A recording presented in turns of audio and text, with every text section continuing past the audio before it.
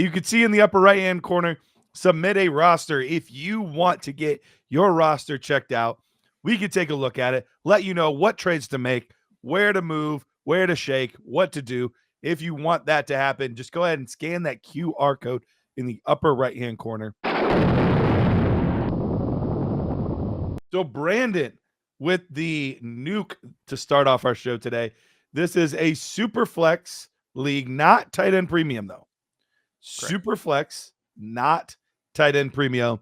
This is a 10-team league, start 10. So here we go. Starting off, we are in 4th place in Dynasty mode. We have Jordan Love. Okay, yep, let's look at contender. Go ahead. That's fine. I do normally do that. I'm throwing you off. Yes. And we are in 3rd place in contender mode. So going back to Dynasty mode here, Jordan Love, Brock Purdy, Matthew Stafford at quarterback. Running back, we have Bijan Robinson, Alvin Kamara, David Montgomery, Tony Pollard, Javonte Williams. Wide receiver, Justin Jefferson, Ladd McConkey, Devonta Smith, Mike Evans, Deebo Samuel, Cortland Sutton, Cedric Tillman, a lot of receivers there. And then at tight end, Trey McBride, Mark Andrews. However, no first this year in 26 or in 2027. So, Taylor, I know you didn't get a chance to talk much in the intro because you were in witness protection, but we're glad you're back out of it. And so let us know, Taylor, what are you doing with this roster? Well, I had a chance to look this one over because we got the nuke a little bit early, gave us a chance to prep for it. So I always appreciate when people get their orders in and we're able to really dig into them, because this is an interesting league. This league is fascinating. So before we even get into our team, just a little background for everyone. Here's our draft capital. We're currently sitting at, Pete, you want to put the cursor right up, 503 points. If you can see that, everyone, in the middle of the screen. Now go to the next best team. 3 times what we're looking at. So even just from us to the next best team, we are at 1/3 as much draft capital. Now go ahead and just show everyone where we at the other end, all the way to the left. 17,000 points. So just so that everyone's aware from a metric standpoint, we are so far behind the 8 ball when it comes to draft capital. So if we jump back to the roster, we'll look at where we're at. But the biggest issue I have, Garrett, is that we're stuck in the middle. We're stuck in the middle for contention. We're looking at below average starters in a 10 team for the quarterback position. Jordan Love, Brock Purdy. Neither one of those guys is a true difference maker. It's not a Jalen Hurts, Josh Allen, Lamar Jackson, Jaden Daniels. Like half the league has a better quarterback than we do at the quarterback spot. So Bijan Robinson, great difference maker. We want him on a 10 team. Everyone else, not difference makers. I would argue Alvin Kamara still is. For a contender. Difference maker being he's falling into a top 24 running back, or you think he's a top 10 or better performing running back? Top 5. I would say top 16. So above average RB2. Okay, but in a 10-team league, that's below average for an RB2. Top 15. Yeah. Okay. Well, okay. So point being, I think you can see it one way or the other. So if you have rose-colored glasses, maybe you're looking to contend. Alvin Kamara looks like he might be able to hold it down. If you're more like me and you're looking at rebuilding or something, Alvin Kamara looks like an asset that's depreciating and might perform poorly to start the season and therefore wouldn't ever get you a great return. So looking at it from both the performance and the dynasty side. Now, if we jump down to our wide receivers, Pete, that's where we have the meat of our team. So we've got Justin Jefferson, Ladd McConkey, great. And then if we're looking at production side, we also add Mike Evans. I'm going to throw Cortland Sutton in there as guys that I think are weekly starters for you. And we'll see what Deebo and Devonta Smith look like. But overall, we have great starters. The thing about this league, and it's because he sent it in early, we were able to look into it, they only need 2 receivers to start. So we're choosing to basically flex all receivers when in reality, we only need to start 2. So there's a way in which we could turn this wide receiver room from average into fantastic, where our two starters are just McConkey and Jefferson. And maybe we can turn a lot of this wide receiver depth into either future capital or into running backs that are cheaper but more productive for our team. So can I take Deebo Samuel and turn him into Aaron Jones plus? Because Aaron Jones is going to score as many points on the team, in my assessment, as a Deebo Samuel. And in a 10-team league, neither one of those guys is a real difference maker. So if you can get Aaron Jones and any sort of draft capital for Deebo Samuel, that's the kind of move that I'm looking to make if I'm still contending. Let me ask you this question. Because you're talking about draft capital, but you're talking about contending. So are you trying to move all in? Because remember, we don't have our first this year or next year. So we're kind of forced into contending. I think we are forced into contending, and the problem is we're also way behind the 8-ball in contending because there's two super teams out there. So here's what I'm thinking personally. And I look at two of our assets. I look at specifically Bijan Robinson, and I look at Justin Jefferson. And as amazing and as sexy as those assets are, part of the reason they're so sexy is because of the longevity. We don't have the luxury of the long game right now. So for us, that really doesn't matter that much as far as contending.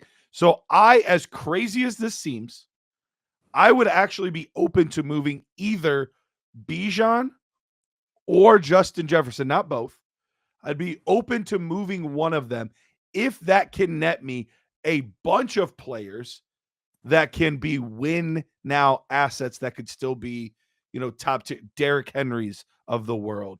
I've got you. AJ Browns of the world. Different guys like that might only have a year, 2, 3 left, but can help me win a ship now. And then if I want to rebuild, I can start my rebuild once I get my picks back in 28. Team 9, Pete. Jump to 9.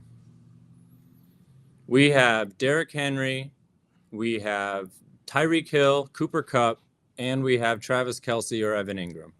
Those are all your vets with high upside for this year. Mm-hmm. But I'm not moving either Bijan or Justin Jefferson for those 4 players I just named. Are you moving them for Derrick Henry, Tyreek Hill, Cooper Kupp? No. And I think Ingram over Kelce at this point. No, and we don't even need it because we have McBride, right? We have McBride, so we don't need it. We don't need a tight end, but I mean, you're definitely not getting. You're getting half the value of one of those players. Yeah, you're definitely not getting Jefferson or Bijan, but this is the team that you want to go talk to, I think. But what do they have in draft assets? So, although they probably would be less likely to move them. Oh, geez, they're in a bad spot. They only have their 27 first. Wow, they're in a bad spot. Okay, so this could be one of those rare situations that you try to maneuver a 3-team trade. You don't see them very often, but they're fantastic and mythical when they work out. But that being said, what other teams, like of some of these lower tier teams, is there a player or two that could kind of put you over the top? So let's look at like team 8 here or team 10, either one, doesn't matter. Team 10 has Devontae Adams, which is a nice piece, but not for a big deal. Like they have our first in 2027. That could be our 2027 first. So we could, if you're working a 3-way trade, you could move Justin Jefferson to this team for Devontae Adams, your 2027 first, and then find up the difference in that value from the other team. Derrick Henry, Tyreek Hill, and you pick your third name. And so you're getting a full roster of starters for Justin Jefferson, and you're getting a future 27 first back, your own. So you have some future left. And so then the rebuild could happen sooner if needed. Yeah. And then this other team is basically giving up a 27 first Devontae Adams, and then they're going to be getting something back. Maybe they get a DK Metcalf or a James Cook type of a player back, something like that. So I think if you want to get crazy with it, those two teams maybe have a way of making that work. If you have an extra bathroom break, Andrew, or Brandon, I should say, and you get a chance to actually like sit down and look at these. Yeah. Or at least reach out to one of them and say, hey, are you guys looking to get better? Are you guys looking to get better? I'm looking to just go all in. You see these two guys at the top that are going to destroy us? I'm going to give it a run. Let me see if I can take them down. You guys help me out. We'll make sure we take care of you and make me a super contender. And then, like you said, Garrett, then we have to tear it down immediately. But without our 26 first or our 27 at this point, why not go all in? Yeah, it doesn't do you. It's all the same. You're still going to light your money on fire, but at least you can have fun doing it. Absolutely. What about teams 6 and 7? What do we got on those teams? A lot of draft picks on number 6. A lot of draft picks. Yeah, which I mean really doesn't help us much now. Go back up to the receivers. Yeah, not quite the right pieces. What about team 7?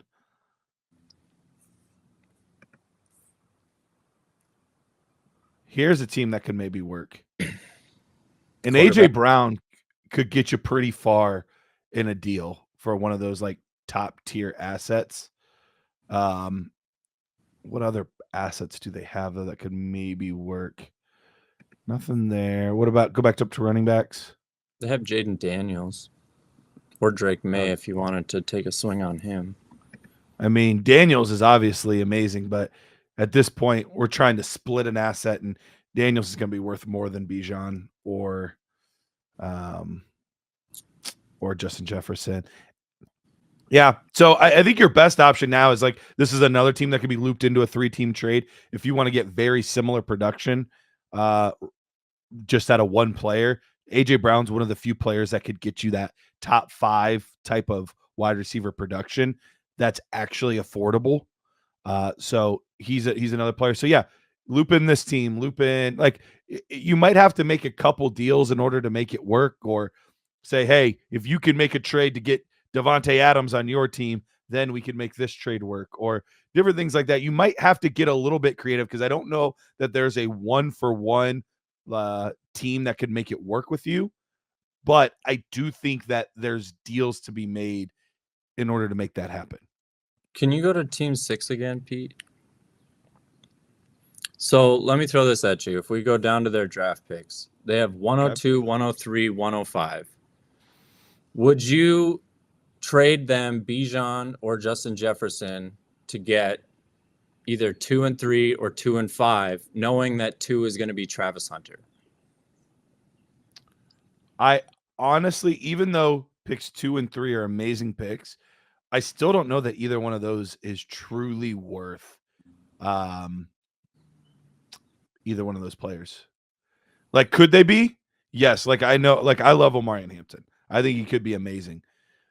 But it would be tough for me to truly give up Bijan and get Travis Hunter and Omarion Hampton. Or, like, I feel like I would still need, even if it's a 26 first, like, I still feel like I would need a little bit on top.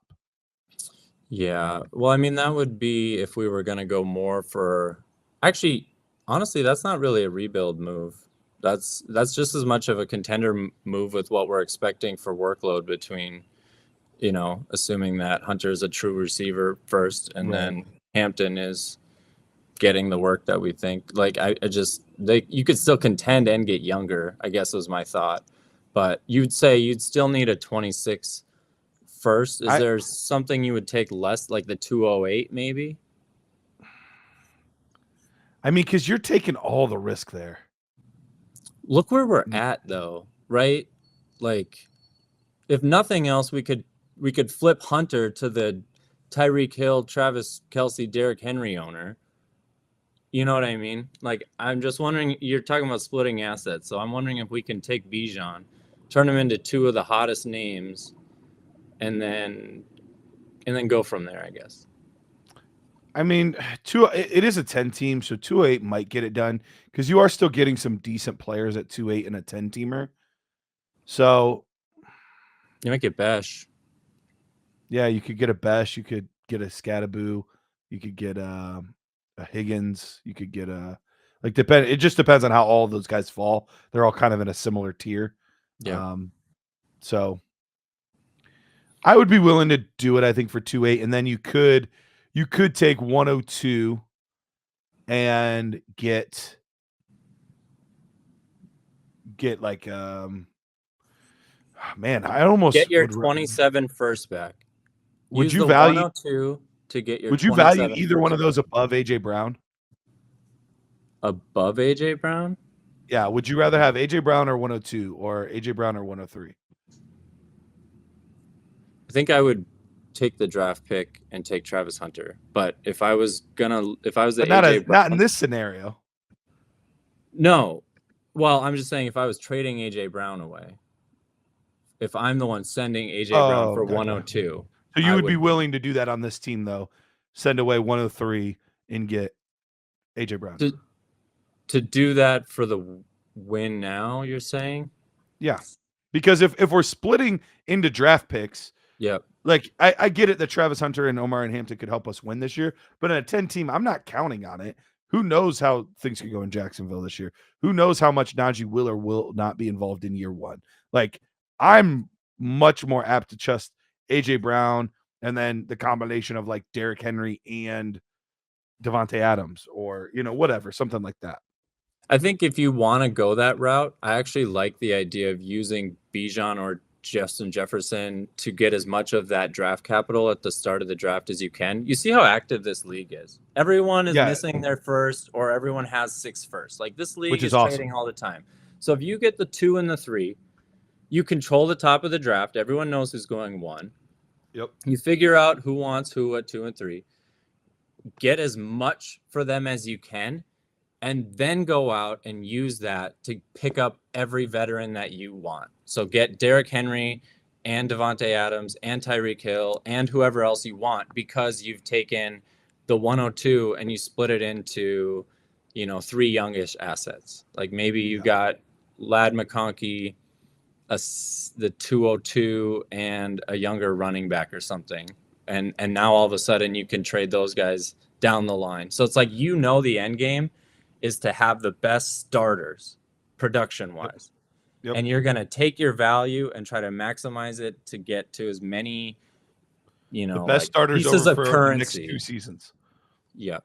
I like that. Yep. So you get the general concept of where we're going. Some of these specific trades might work out, might not work out. Maybe you can make a 3-team trade. Maybe you can trade for draft picks that become players and different things like that. But you see the vision of what we're doing here. Without your first in 26 and in 27 currently, you've got to make these assets into the best starting possible lineup you can, even if you have to sacrifice a superstar to do it, because right now, more than likely, without a lot of luck, you're just going to have a hard time beating those top teams at this point. So appreciate it, Brandon. And going to Lopez, you said, how do I get my team on here? All you have to do is scan the QR code in the upper left-hand corner, scan it, or now it's in the upper right-hand corner. It switches. See, Pete got on me about that, but it switches on me. So you never know where it's at, but it's in one of the corners at all times. So go ahead. See, look at that. See this? I feel like I'm being gaslit over here. So go ahead and scan it. Now people can't scan it because they can't find it, and it keeps moving. It's a game. I'm gamifying things, man. I'm on a whole nother level.